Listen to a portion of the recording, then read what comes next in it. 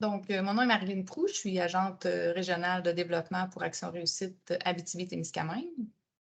Je suis en compagnie de Mme Marie-Claude Lacombe, qui est directrice générale d'Action Réussite, de M. Éric Martineau, qui est agent de liaison et de développement et responsable du dossier Première transition scolaire et de liaison locale pour l'IRC Réussir en Estrie. Également avec nous, Mme Michèle Morin, qui est agente de planification, programmation et recherche dans l'équipe de prévention et de promotion au CIUS de l'Estrie. Et fait intéressant, elle est libérée 3 jours par semaine pour occuper le poste de coordonnatrice du collectif estrien 0-5 ans. Donc, si vous avez des questions pendant le webinaire, n'hésitez pas, vous pouvez les inscrire dans la section clavardage, mais sinon, il y aura un moment à la fin de la présentation là, où vous serez invité à poser vos questions. À la suite du webinaire, moi, je vais vous faire parvenir le lien d'enregistrement de la vidéo, la présentation PowerPoint, ainsi qu'un sondage là, sur votre intérêt envers la démarche pour une charte ici même en région. Donc, ce ne sera pas un sondage d'appréciation du webinaire, mais bien un sondage sur votre intérêt à réaliser une telle démarche là, ici en région.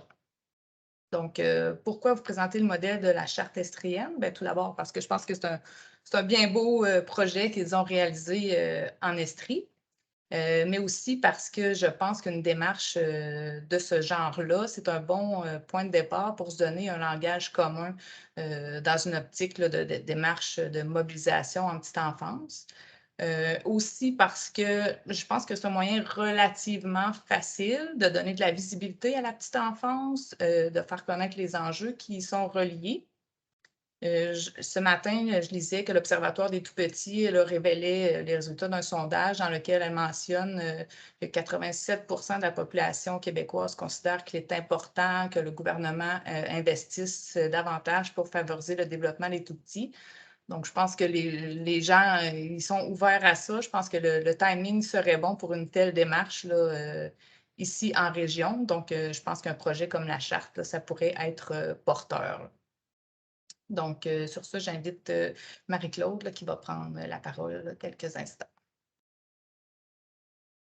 Bien, bonjour tout le monde. Merci à toutes et à tous d'être là. Marilyn a fait vraiment une belle mise en bouche, je dirais, de ce webinaire sur l'heure du midi. Ce que je rajouterais, ou le complément que je voudrais apporter, dans le fond, c'est que peut-être que ce n'est pas tout le monde qui le sait, mais à la fin de la table régionale enfance-famille, la TREF, qui est décédée il y a déjà presque 5 ans, Action Réussite a récupéré le mandat de la mobilisation en petite enfance.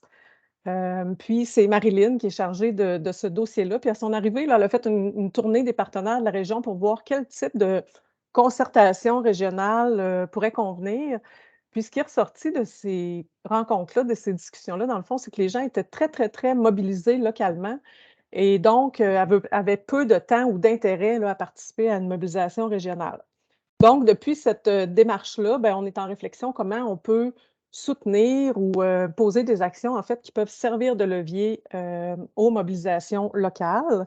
Et quand on a vu passer la charte l'année dernière, on s'est mis à rêver. On s'est dit: «Hey, peut-être que ça pourrait être une belle opportunité de mobilisation qui n'est pas tellement exigeante en termes de temps pour les territoires, mais qui pourrait avoir un beau rayonnement et dans chaque MRC et régionalement».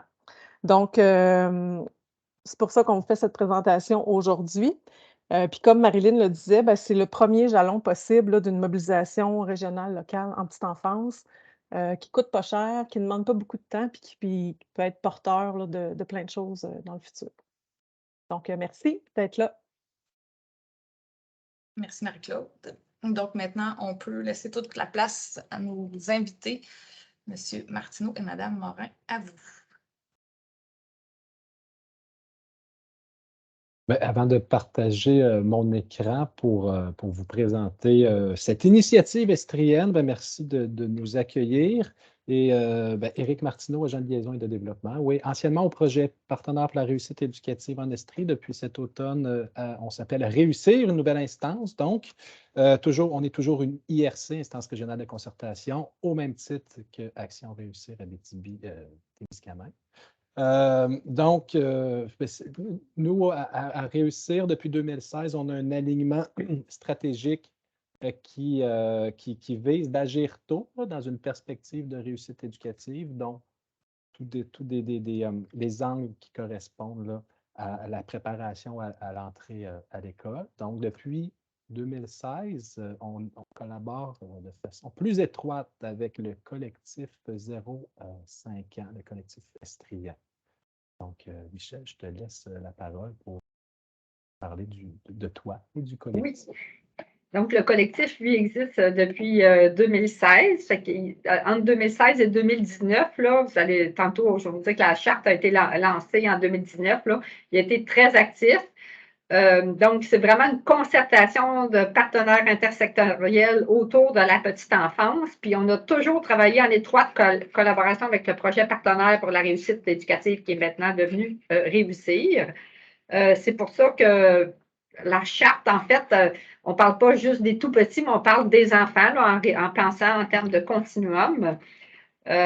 Donc, c'est ça, moi, je coordonne ce collectif-là. Et comme le disait Marilyn tantôt, c'est quand même intéressant de voir que la santé publique croit à l'intersectorialité pour faire avancer les choses. Donc, c'est pour ça que je suis libérée 3 jours semaine pour assurer la coordination du collectif. Ça fait la présentation. Tu vas pouvoir partager notre PowerPoint, Éric. Et c'est parti. OK, fait que c'est donc le plan de la présentation. La présentation va durer entre 30 à 40 minutes. On va parler d'abord des origines de la charte, hein, quels ont été les éléments déclencheurs, à qui elle s'adresse, quels sont ses buts et ses principes. On va vous donner quelques exemples d'application selon les principes, hein, parce que c'est bien beau une charte, mais il faut que ça vive dans l'action. On va vous parler, on va présenter tout le matériel promotionnel et les outils qui sont disponibles en ligne auxquels vous pourrez avoir accès. Et puis, on va parler aussi des engagements et des retombées perçues jusqu'à maintenant de la charte. Puis, on va garder une période de questions pour la fin. Donc, c'est quoi l'origine de la charte? L'élément déclencheur principal, là, ça a été vraiment l'arrivée des résultats de l'ECDEM de 2017, où on a appris en 2017 là, que les tout-petits en Estrie arrivaient avec il y en avait 29% qui arrivaient à la maternelle avec un retard de développement dans au moins une sphère de développement. Puis, en parallèle à ça, il y a le directeur de santé publique qui travaillait à la production d'un rapport qui s'appelle « Voir grand pour nos tout-petits ». Alors, la charte, c'est « Voir grand pour nos enfants ». Vous allez comprendre tantôt comme je vous disais, on travaille avec nos partenaires aussi en réussite éducative. Donc, ce rapport-là, dans le fond, il culminait avec l'arrivée des résultats de l'ECDEM. Puis, quand les résultats de l'ECDEM arrivent, c'est une occasion pour les directions de santé publique et leurs partenaires de mobiliser les réseaux, les MRC, en fait, les réseaux locaux de services, autour de la situation des tout-petits. Fait que dans le fond, on arrivait à mobiliser nos gens, mais en fait on s'est dit comment on pourrait faire en sorte qu'on mobilise, pas juste on est allé les voir localement, mais on a pris la décision d'organiser un grand rassemblement en 2019 autour justement du développement des tout-petits pour mieux comprendre, analyser et agir ensemble. Puis au moment de la préparation de cette journée-là, dans nos réflexions à laquelle participait là, le programme le partenaire pour la réussite éducative, j'oublie tout le temps le nom, là, mais vous comprenez, l'ancien Réussir, on s'est dit en discutant, comment on pourrait faire en sorte que notre grand rassemblement, ça débouche sur quelque chose de concret, que ça ne s'arrête pas là, que ça sert vraiment à faire en sorte que les gens s'engagent. C'est comme ça l'idée de la charte, que l'idée de la charte est née. Donc, l'idée de la charte, c'est vraiment de susciter un engagement collectif durable dans le temps, suite à 2009, à ce grand rassemblement-là. Et dans le fond, les grands réseaux aussi qui participaient à ce grand rassemblement-là, il y avait le milieu municipal, les centres de services scolaires, le CIUS, tous nos regroupements des organismes familles en Estrie et le regroupement des CPE aussi de l'Estrie. Donc, on était tout le monde autour, dans le fond, à vouloir lancer. La charte a été lancée à ce grand rassemblement-là et le rapport du directeur aussi a été publié dans la même semaine. Puis on a tenu en plus le rassemblement le premier jour de la semaine des tout-petits en 2019, là, vraiment pour lancer le tout. Fait que c'est un peu l'historique. Je pensais que quelqu'un rentrait dans mon bureau, excusez-moi. Donc, c'est quoi nos intentions avec la charte? On veut faire valoir un enjeu, c'est-à-dire celui de positionner la place de la petite enfance. T'sais, ultimement, là, ce qu'on cherche, c'est de vraiment changer la norme sociale en faveur de la petite enfance. On souhaitait aussi faire converger nos efforts. On sait que tout le monde travaille très fort autour des tout-petits, mais qu'on puisse travailler tout le monde dans le même sens. On voulait se trouver des nouveaux alliés. On voulait renforcer les liens qui étaient déjà existants, puis assurer le maintien de la collaboration. Fait en fait, vous allez voir tantôt les grands principes de la charte. Parmi les principes, il y a justement de travailler en convergence. Fait qu'on voulait vraiment là, faire en sorte qu'on maintienne notre collaboration, qu'on travaille tout le monde dans le même sens. On avait aussi la volonté d'améliorer nos pratiques. Quand on parle d'agir tôt, quand on parle de pouvoir d'agir des parents, ben, on voulait aussi améliorer nos pratiques là-dedans. Puis, finalement, de partager les apprentissages et les conditions gagnantes. Donc, de pouvoir travailler ensemble puis de s'auto-analyser en continu, en fait. À qui elle s'adresse, la charte? En fait, on s'adresse autant aux familles, à leur entourage, donc aux individus, aux citoyens, qu'aux intervenants dans la communauté qui travaillent auprès des tout-petits et aussi aux décideurs, nos municipalités, nos organismes gouvernementaux, etc. Donc, il y a deux façons de signer la charte. On peut signer comme citoyen ou on peut signer comme organisation. Fait que c'est vraiment, on voulait un engagement autant des citoyens que des organisations envers les principes de la charte. Fait qu'on souhaitait vraiment que tout le monde puisse se mobiliser, tout le monde y trouve son compte finalement. À qui elle s'adresse, la charte? En fait, j'en ai un peu glissé un mot tantôt, mais au service de garde en petite enfance. Les services de garde en petite enfance sont très actifs au niveau du collectif, mais aussi au niveau de réussir. Les centres de services scolaires et les écoles, on travaille dans le fond très, très fort au niveau de la première transition scolaire. C'est vraiment le point où on se rejoint, puis on sait que le travail qu'on va faire va avoir un impact à long terme pour les tout-petits et pour la société. Hein. Et puis, finalement, pas finalement, mais en troisième, il y a les établissements d'enseignement supérieur qui sont impliqués aussi au niveau du collectif, au niveau de réussir, au niveau des bonnes pratiques, transfert des connaissances. Il y a les services de santé et services sociaux, le CIUS, évidemment, qui est impliqué aussi. Nos organismes communautaires, les instances de concertation locale, enfance et famille. Puis tantôt, je vous entendais parler du local versus le régional. J'en profite, là, ce n'était pas prévu, mais pour vous dire que c'est une question aussi qu'on travaille beaucoup. Que, régionalement, on fait des choses, mais comment on peut s'assurer que localement, il y ait des actions de prise au niveau de la petite enfance. Fait que Réussir et le collectif est en train d'organiser une rencontre de nos concertations locales où on va parler de mobilisation, puis on va partager des bons coups. Fait qu'on essaie d'animer ça aussi. Ça leur permet, eux, d'échanger, mais ça nous permet, nous, de s'alimenter aussi par rapport à ce qui se passe sur le terrain. Puis finalement, ben, il y a aussi les municipalités et les MRC à qui la charte s'adresse.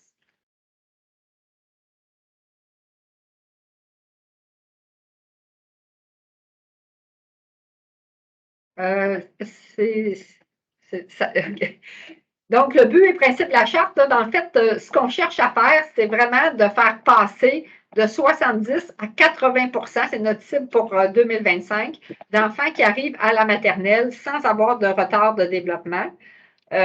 on s'entend qu'on ne s'attend pas à ce que les résultats de l'ECDEM qui vont sortir à la fin de 2023, il y a une grande amélioration. Hein? On connaît le contexte qu'on a eu dans les dernières années. Mais dans le fond, pour atteindre cet objectif-là, la charte, on s'est quand même mobilisé. Tous les acteurs se sont mobilisés autour de 4 grands principes d'action qui correspondent à 4 grands engagements afin que les enfants de la région aient une chance égale d'atteindre leur plein potentiel. Merci, Michel. Je vais présenter les 4 principes d'action, donc, quand on s'adresse à nos partenaires pour les mobiliser autour de cette charte. Donc, avec les partenaires, a été convenu, d'établir 4 principes d'action pour soutenir nos enfants. Ça correspond aussi aux orientations que Réussir, comme instance régionale de concertation, s'est dotée, et également aussi les orientations du collectif 0-5 ans et du rapport aussi du directeur de santé publique. Donc, premièrement, c'est de reconnaître et de soutenir les parents comme premiers alliés du développement des enfants, d'agir tôt, de miser sur des approches prometteuses et d'agir avec cohérence avec convergence et cohérence.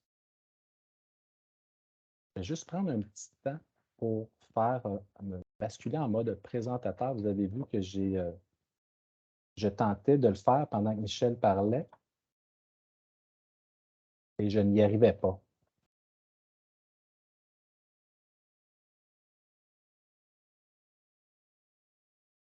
Il y a beaucoup d'images dans ce PowerPoint-là. Il est très lourd.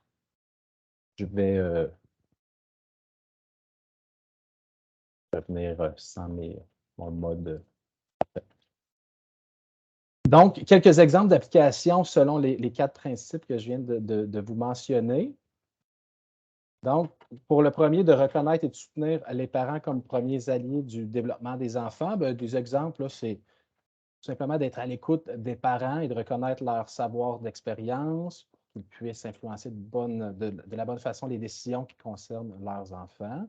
C'est de les soutenir, ces parents-là, dans le respect de leurs valeurs, en misant sur leur potentiel et leurs forces. Ensuite, par rapport au principe d'action d'agir tôt, c'est d'agir en amont sur les facteurs de protection pour avoir un impact sur tous les enfants et toutes les familles, notamment pendant les périodes les plus délicates, comme lors des transitions.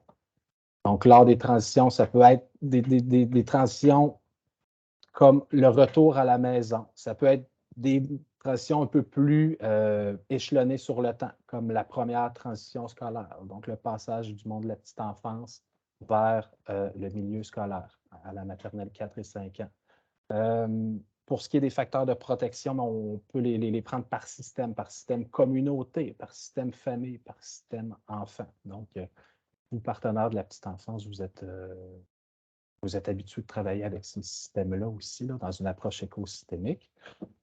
Aussi, comme exemple d'agir tôt, c'est d'intervenir précocement auprès des enfants, si nécessaire, pour modifier ou atténuer les difficultés qui peuvent émerger dans les différents domaines de leur développement. Troisièmement, comme principe qui a été convenu, c'est de miser sur des approches prometteuses, donc de contribuer à lever des barrières sur le parcours des familles, de travailler selon une approche de proximité pour rejoindre les familles, donc de soutenir ce travail de proximité-là avec des agents de milieu, avec des travailleurs, travailleuses de proximité. C'est aussi de miser sur des alliances entre la pratique et la recherche afin de contribuer à l'émergence de pratiques innovantes. Donc, c'est en conjuguant les savoirs de tous ces gens qui ont engendré des retombées concrètes.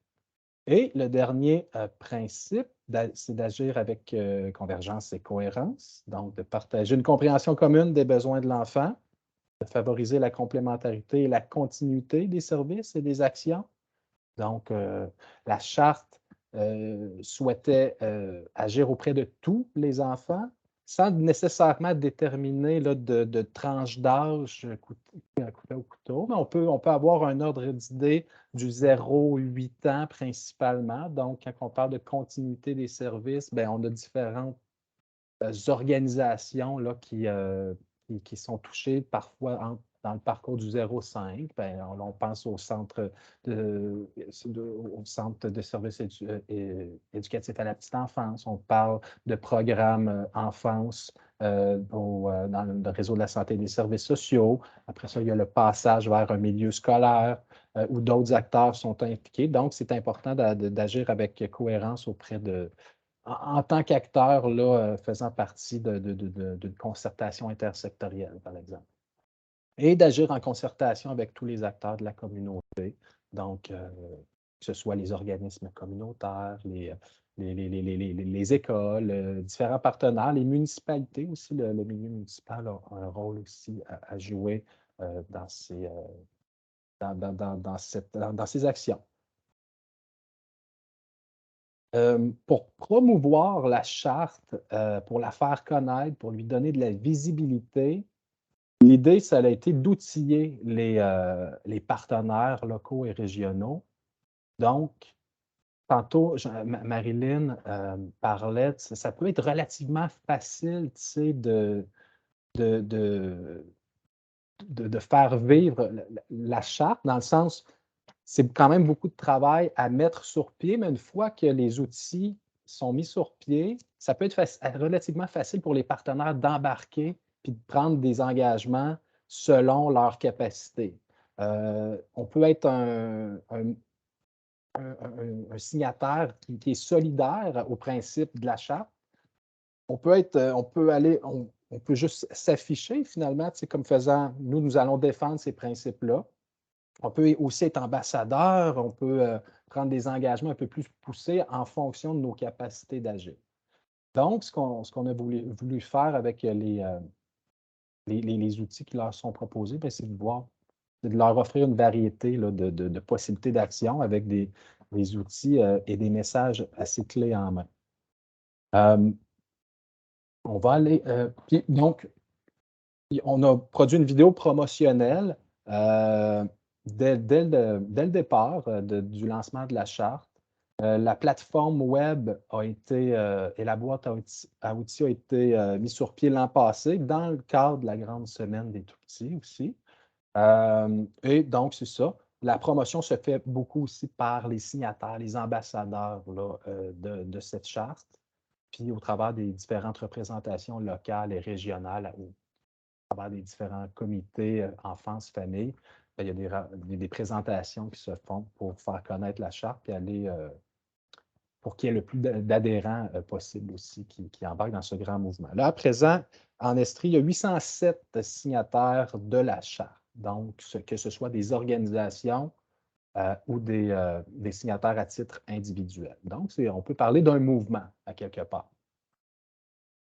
On va prendre un petit temps pour aller sur cette plateforme web. Je vais vous montrer les outils qui sont disponibles.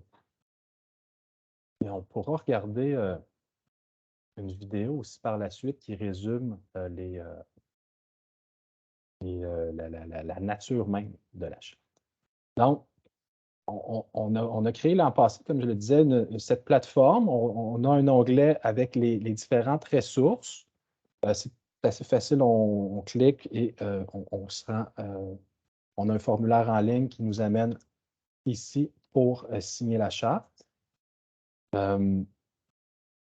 Ensuite, on propose des idées d'action à poser aux gens qui vont signer la charte. Donc, des idées d'action par secteur. Donc, pour les établissements d'enseignement, pour le réseau de la santé et des services sociaux, pour les services de garde éducatifs à l'enfance, les organismes communautaires, les entreprises aussi, le milieu des affaires a un rôle à jouer aussi pour l'égalité des chances de tous les enfants, et les municipalités et la MRC. Donc, on propose différentes idées. Il y a des rencontres médicales multidisciplinaires qui peuvent être mises sur pied. On a des exemples aussi de ce qui a été fait concrètement.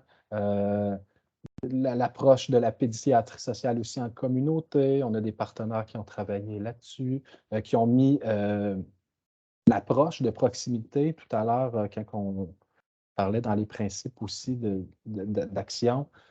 Il y a des modèles directement qui peuvent être présenter. Puis on met les partenaires aussi qui ont mis des actions de l'avant. Donc, c'est possible de cliquer sur ces partenaires-là puis prendre directement contact aussi. Fait qu'il y a une forme aussi au travers de la charte de réseautage, de connaissance de qui fait quoi et qui peut faire quoi. Si je vais dans un autre secteur, dans le réseau de la santé, il y a différents gestes aussi qui peuvent être posés. Là, donc, on y va avec la même formule de présenter des exemples d'actions et des exemples de projets concrets avec des partenaires là, qui sont présentés dans ces sections-là. Donc, c'est pour faciliter la mise en place d'initiatives par des gestes concrets, puis un peu de susciter la réflexion auprès des partenaires qui voudraient là, mettre sur pied des projets ou des gestes un peu plus, parfois un peu plus costauds.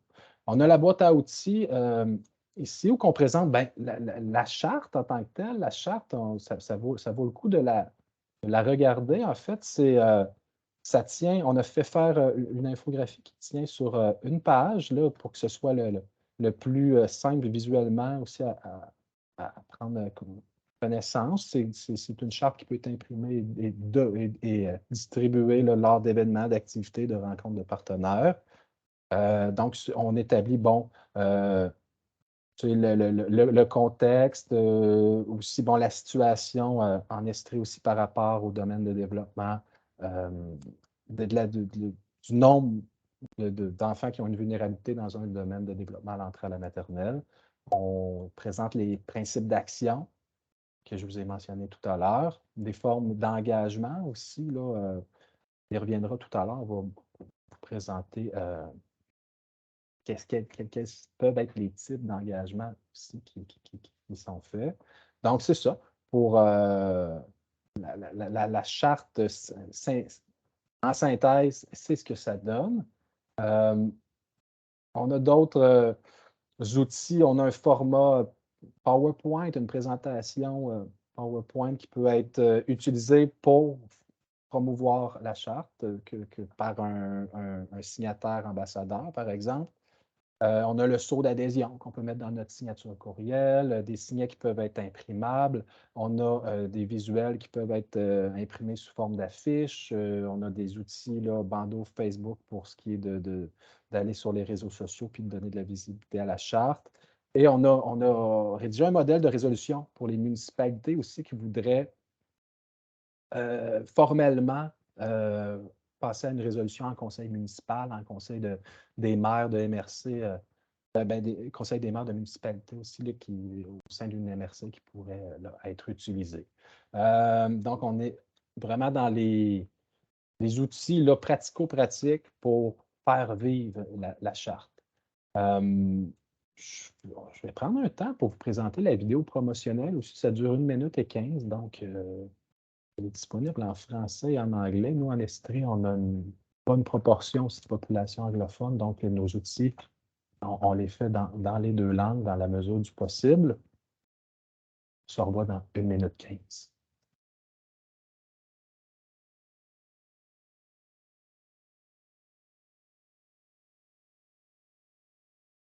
Il n'y a pas de son, Éric. On a fait nos tests tantôt. Je ne vois plus la petite heure. Il faut que tu le refasses à chaque fois. OK, c'est bon. On recommence.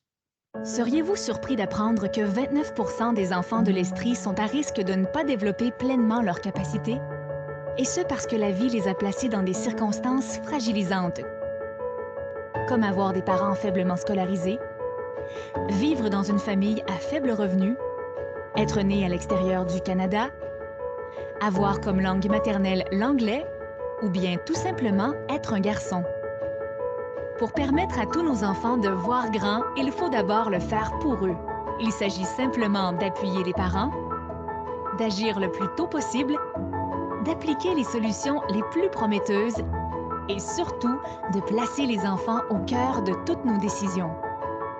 C'est pourquoi la Charte estrienne Voir grand pour nos enfants appelle à soutenir les enfants plus à risque en diminuant les inégalités. Votre engagement compte car il contribuera au plein épanouissement de nos tout-petits comme de nos plus grands. Agissons ensemble pour faire de l'Estrie une région où tous les enfants ont la même chance d'atteindre leur plein potentiel.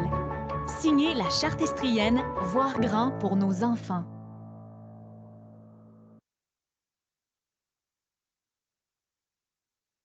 Et voilà pour la vidéo.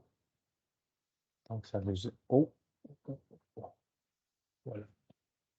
Ça résume les grands principes, l'orientation, les objectifs de la Charte.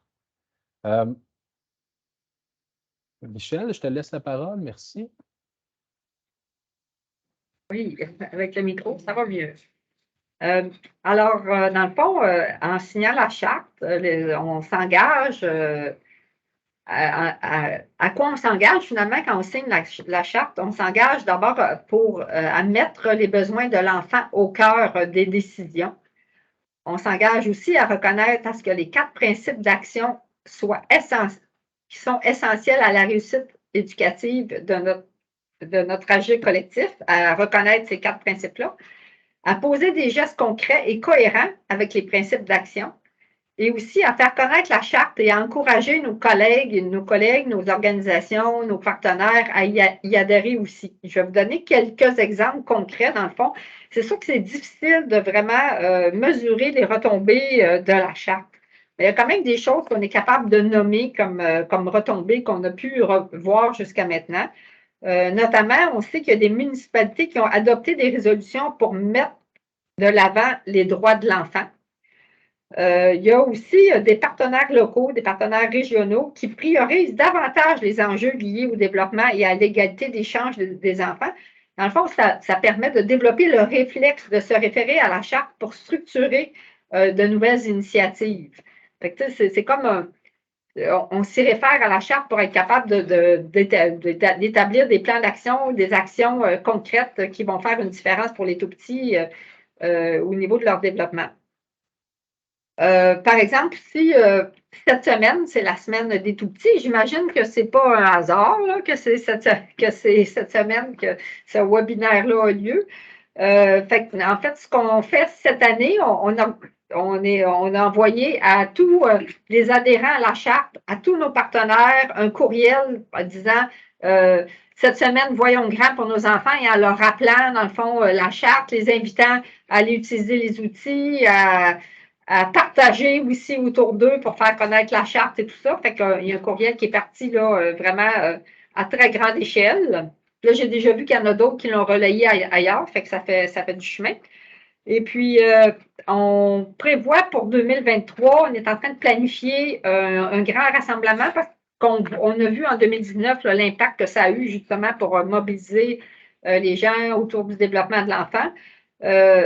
Ça va être autour du soutien aux pratiques parentales, quelque chose on n'a pas de nom particulier, mais ça sera quelque chose autour d'enrichir l'expérience parentale.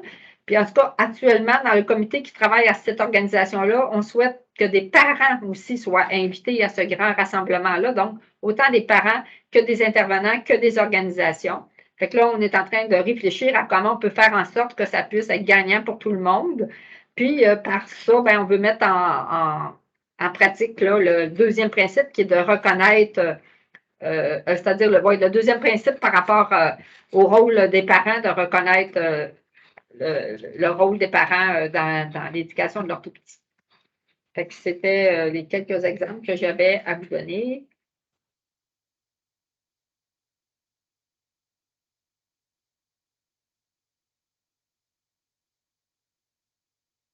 Je vous remercie.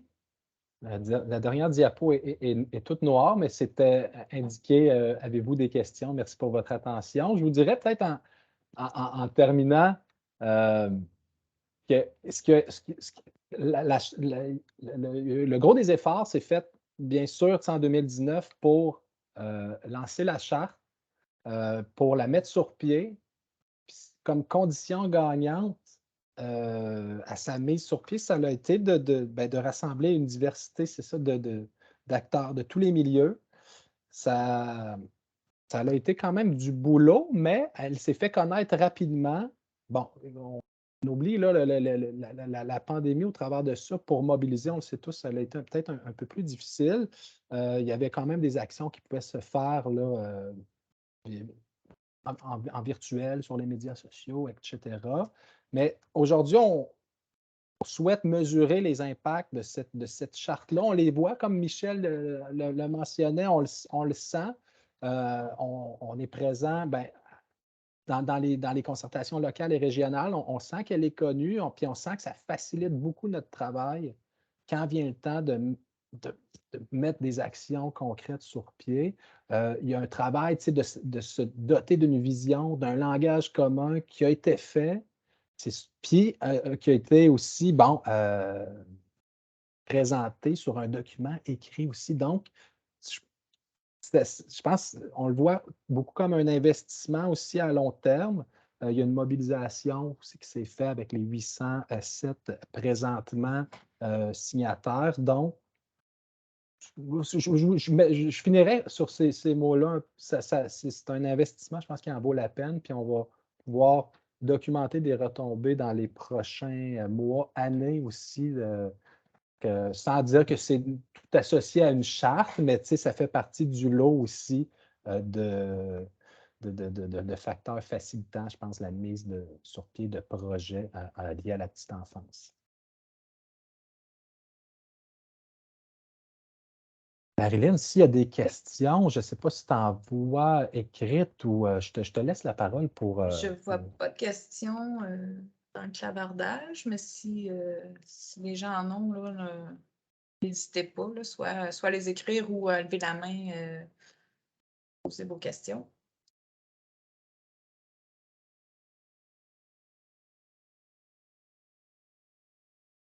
Vas-y, Marie-Claude.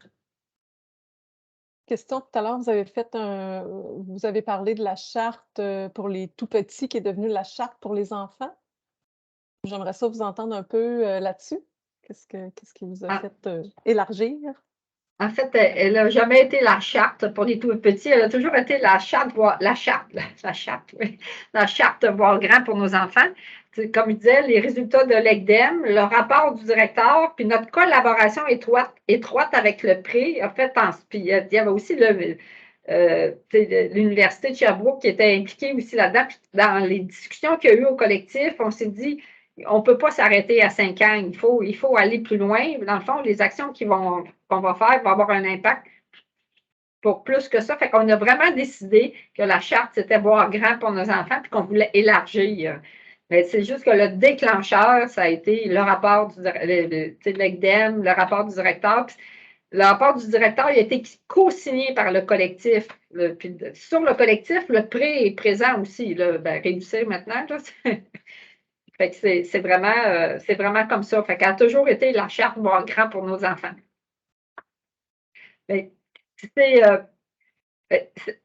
Aussi, on travaille, là, comme on disait tantôt, avec les concertations locales, on organise une rencontre. Dans nos concertations locales, il y en a qui sont organisées de façon séparée, il y en a qui travaillent plus au niveau de la petite enfance, puis d'autres plus au niveau de l'enfance. Fait qu'on essaie justement de faire en sorte de travailler ensemble parce que finalement, en unissant nos forces, on va faire en sorte d'avoir un meilleur impact pour voir, c'est pour pas être. On essaie d'éviter de voir en silo, hein? Fait qu'on travaille vraiment de façon globale puis en continu. Je ne sais pas, Éric, si tu veux ajouter quelque chose. Tu as dit beaucoup de belles choses, Michel. Non, effectivement, l'idée, c'était d'élargir à tous les enfants. Puis il était question aussi de cohérence, de transition, de complémentarité. Donc, il y a un gros changement, il y a un gros défi d'adaptation chez les enfants quand ils font leur rentrée aussi dans le milieu scolaire à l'âge de 4, 5 ans. Il fait qu'il y avait ça aussi, là, cette adaptation-là se poursuit jusqu'à 5, 6, mais tout au long de la vie, finalement. Mais donc, on avait de la difficulté à mettre une ligne là, pour dire la charte ne s'adresse plus aux enfants à partir de 8 ans, à 10 ans, 12 ans. Donc, on n'a pas fait une mention de tranche d'âge, mais on le garde en tête qu'il y a quand même le cœur des enfants qui sont visés par la charte là, se situe là, dans le 0-8 ans. J'avais une question dans le clavardage.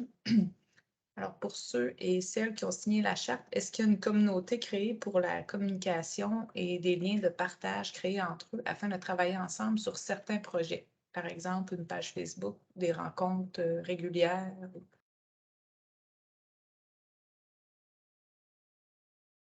Ben, Il y aller, Michel. à ma connaissance, rien de particulier. Ben, en fait, le collectif a sa page Facebook de la même façon que Réussir là, puis on met parfois de l'avant la charte, mais il n'y a pas. Les rencontres régulières, c'est des rencontres du collectif, c'est les rencontres de réunir, les rencontres locales, des concertations locales autour de la petite enfance qui font la promotion des tout-petits auprès de tout le monde autour d'eux. Mais on n'a pas de lieu de partage commun. Ça serait intéressant que le site web qu'on a actuellement puisse le permettre. Évidemment, il y a des.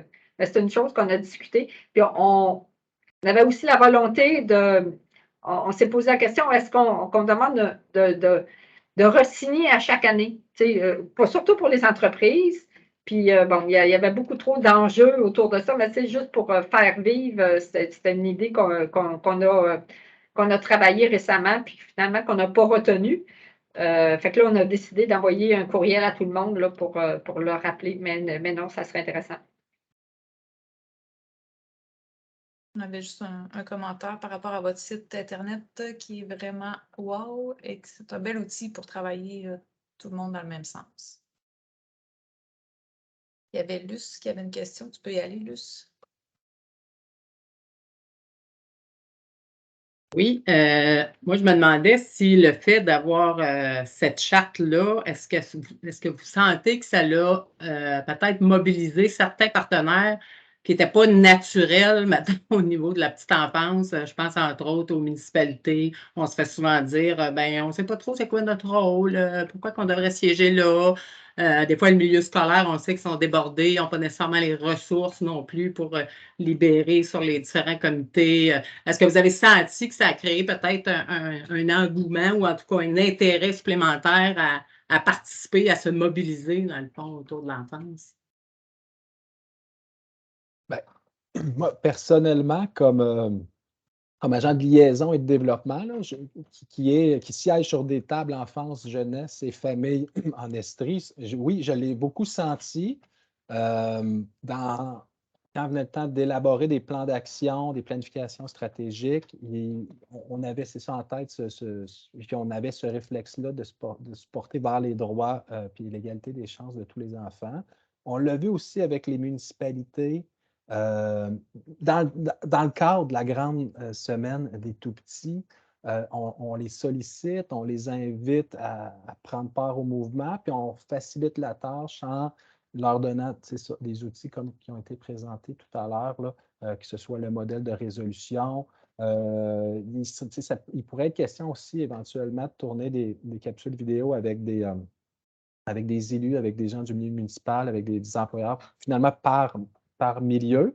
Donc, ça leur donne aussi une visibilité, puis ça ils se commettent. En le disant, en étant signataire, en devenant ambassadeur, bien après ça nous donne, nous, comme IRC, le collectif aussi, ça nous donne des outils pour collaborer à moyen, court terme avec eux aussi. Mais oui, puis donc l'idée, puis avec le milieu des affaires aussi, c'est de leur donner un peu des exemples d'engagement, puis de les soutenir là-dedans pour qu'ils fassent partie du mouvement. Donc, oui. Je peux ajouter, dans le fond, quand il y a eu le rassemblement en 2019, là, on avait des ambassadeurs, des gens qui étaient là justement pour présenter pourquoi. Puis on a le maire de Sainte-Cécile de Milton et qui est aussi le préfet de la MRC qui était présent pour le lancement de la charte. Puis si vous allez voir sur le site, là, il a même renouvelé son engagement récemment en disant, là, ça indique qu'il est fier adhérent depuis novembre 2019, là, puis il finit en disant collectivement, ayant confiance en nos capacités d'agir et les répercussions que peuvent avoir nos gestes, offrant à nos tout-petits un monde où ils trouveront leur place, investir dans nos jeunes, investir dans notre avenir. Comment ne pas y adhérer? Fait que, dans le fond, quand on a un préfet de MRC de l'Estrie qui se compromet de cette façon-là, ben, ça a un impact aussi sur les autres en Estrie. C'est comme ça, on y va en influencer un à un, en allant chercher nos leaders positifs. Là, puis on peut dire que M. Sarrazin, c'en est un. C'est un exemple concret. Là.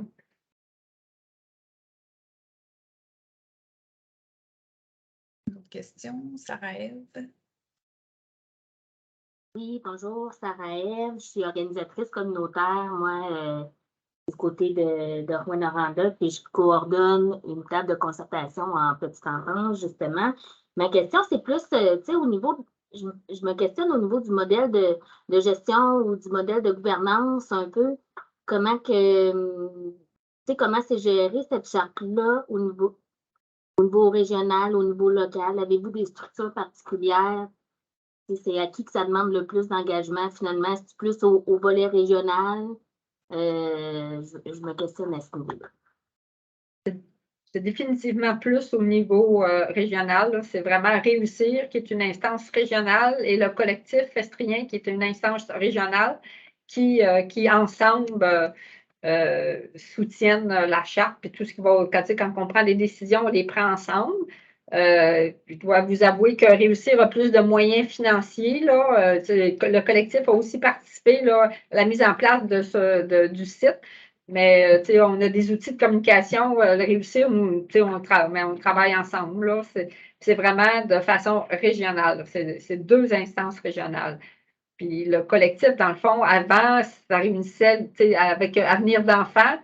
C'était beaucoup plus facile. On avait déjà, régionalement, on avait des coordos dans chacune des MRC.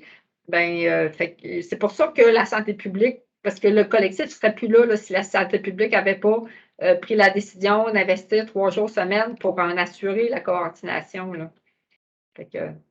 Par exemple, quand on parle de développer un site web, des outils de promotion, c'est mettons vous deux, là, Éric et Michel, là, et votre équipe, là, vous avez travaillé à développer tout ce volet-là. Exemple, qu'on met ça en région, c'est comme si Action Réussite se portait responsable de la charte témiscabitibienne, mettons, puis irait recruter des ambassadeurs dans les différents territoires. Là. Mais est-ce que vous vous rencontrez, est-ce qu'il y a c'est quoi comment vous faites pour avoir le lien avec les ambassadeurs locaux? Avez-vous, est-ce que vous faites des rencontres régionales entre ambassadeurs? Puis... Je répondrais à ça, c'est que ça s'insérait déjà dans notre modèle de déploiement local et régional comme IRC, puis comme collectif 0-5 ans. C'était principalement aussi à l'échelle locale et régionale. En fait, c'est devenu un projet commun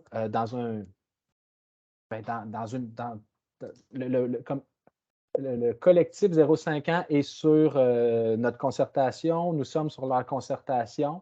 Donc, c'est sûr que le gros coup s'est donné en 2019. L'intention de départ, c'était d'organiser un rassemblement estrien. C'est sûr qu'on est allé chercher des fonds spécifiques pour ce grand rassemblement-là qui a rassemblé 200 personnes. Dans l'organisation, dans la planification de ce rassemblement-là, l'idée, c'était de pérenniser les discussions. Et là est née l'idée de la charte. Donc, il y a eu une enveloppe qui a été attitrée pour créer la charte et certains outils. 1 an plus tard, je dirais même 2 ans plus tard, en 2021, là, l'idée, c'était, OK, il y a eu une pandémie, on a de la difficulté à la rendre visible sur les internets. Donc, finalement, on est allé chercher d'autres montants pour mettre une plateforme puis la mettre plus visible. Mais tout au travers de ça, dans notre modèle de déploiement local et régional, on était présent sur l'ensemble des tables enfance-jeunesse. On pouvait promouvoir la charte, on pouvait la présenter en personne, on pouvait faire du travail là, au sein de ces concertations-là. Donc, c'est un peu comme ça que ça s'est déroulé. Probablement que en Abitibi, si vous allez vers ça, vous allez y aller avec vos leviers aussi puis vos façons de faire pour voir comment qu'elle pourrait vivre. Là, Ou est-ce que c'est une charte? Est-ce que c'est une politique? Est-ce que c'est des grands principes? La balle est dans votre camp. Juste vous dire qu'on a 9 MRC, là, je pense que vous en avez 5 en Abitibi. Fait que c'est quand même c'est 9 réalités différentes, des concertations organisées de façon différente. Des fois, les organisateurs communautaires sont responsables d'animer des tables. Des fois, c'est pas l'organisateur communautaire. C'est ça, c'est très varié. Fait que juste se tenir à jour dans qui fait quoi, puis bien comprendre les concertations locales, ben, ça fait partie de notre travail là, parce que le rôle est hyper important. C'est toujours, toujours un enjeu. Merci.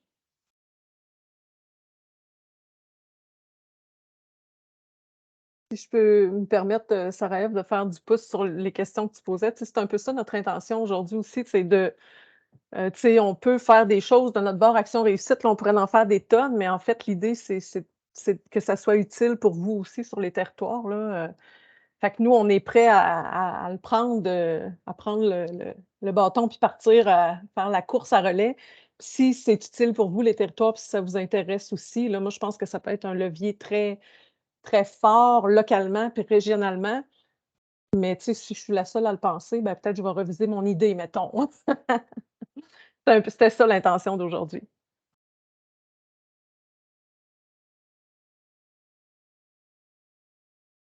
Il y en a qui avaient d'autres questions, commentaires. Je n'en vois pas d'autres dans le clavardage. Ah, j'ai peut-être d'autres questions. Moi, j'en ai toujours plein. Vas-y.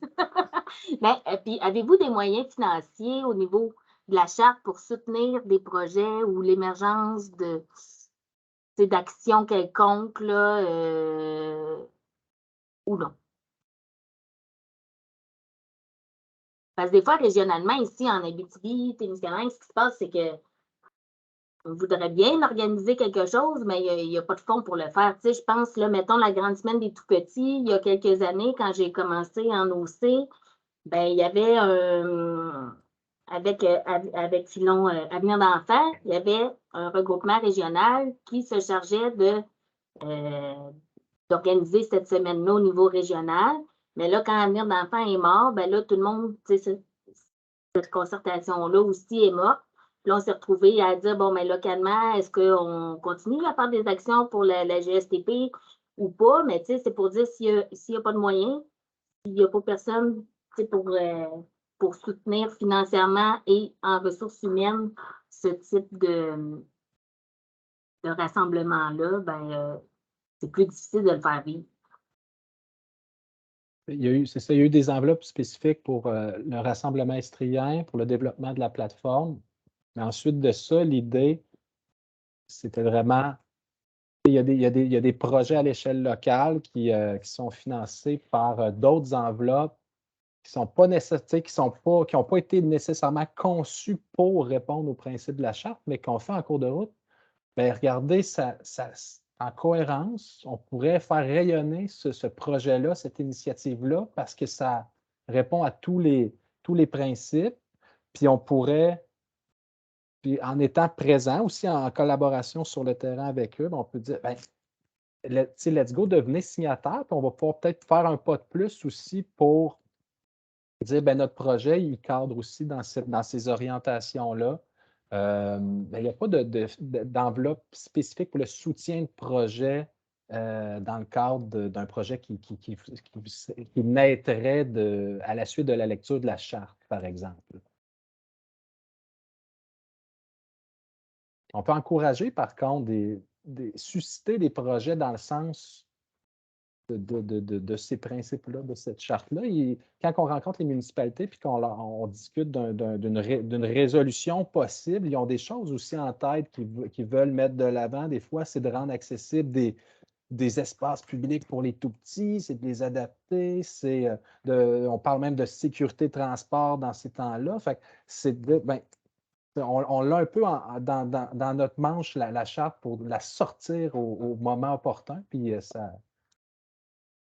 on vient assez structuré quand viennent ces moments opportuns-là. On peut développer un argumentaire pour collaborer avec eux. Puis les projets émanent du milieu puis de leur propre initiative, puis souvent avec leur propre fonds aussi.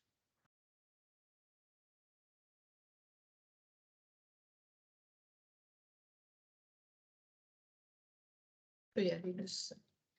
Oui, peut-être juste pour enchérir là-dessus. Tu sais, dans le fond, ce que je vois, c'est un peu comme un levier c'est avec un argumentaire qui peut permettre justement à certains acteurs locaux ou régionaux de mieux saisir, dans le fond, toute l'importance d'agir tôt, toute l'importance de ces principes-là, puis de mieux comprendre justement quel rôle ils peuvent jouer, puis peut-être après ça, que d'eux-mêmes émergent différents projets, là, tu sais, puis ça peut justement orienter certains projets de façon plus concertée aussi, là, tu sais, fait que c'est peut-être pas nécessairement un outil qui va permettre du financement à bout de ligne, mais qui va peut-être permettre de faire émerger des projets en lien avec ces principes-là. Là, je pense. En tout cas, c'est un petit peu la vision que j'en ai. Là. Ça fait bien du sens. Ouais. Ça permettrait de rassembler aussi peut-être au niveau régional, parce que comme tu le disais, Sarah-Ève, c'est sûr, la trèfle n'est plus là. Bon, maintenant, je pense que c'est un peu Action Réussite qui prend le relais. Puis ça serait peut-être une belle façon de relancer finalement cette priorité-là, finalement, ce discours-là au niveau régional pour peut-être raviver tout ça, puis voir après ça qu'est-ce qui peut être fait là, au niveau régional, là, ensemble. C'est exactement ça, l'intention.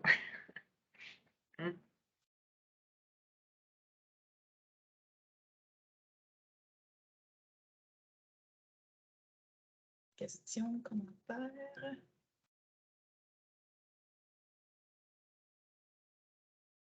Le tour. Je vous remercie infiniment pour votre temps, Éric et Michel. C'est très enrichissant, je pense, comme échange. Je vais mettre fin au webinaire. Je vous souhaite à tous une bonne fin de journée. Ben, merci beaucoup de votre écoute, de Merci. votre attention, puis bonne Ouais. grande semaine des tout-petits, puis longue vie à vos projets en Abitibi. Merci. Bonne chance pour la suite. Merci à tous d'avoir été présents. Salut.